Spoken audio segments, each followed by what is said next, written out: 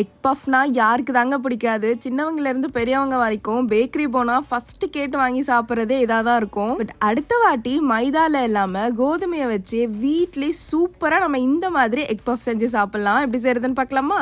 எண்ணெய் ஊத்திட்டு நான் 2 பெரிய சைஸ் வெங்காயம் ஸ்லைஸா கட் பண்ணி எடுத்து வச்சிருக்கேன். அதை போட்டு நல்லா வதக்கிக்கலாம். இப்போ 1/4 ஸ்பூன் மஞ்சள் தூள், 1 ஸ்பூன் வெறும் மிளகாய் தூள், 1/2 ஸ்பூன் அளவுக்கு தனியா தூள், 1/4 ஸ்பூன் அளவுக்கு கரம் மசாலா, தேவையான அளவுக்கு உப்பு, கூடவே இஞ்சி பூண்டு பேஸ்ட் கொஞ்சமா போட்டு நல்லா ஃப்ரை பண்ணி எடுத்து வச்சுக்கோங்க.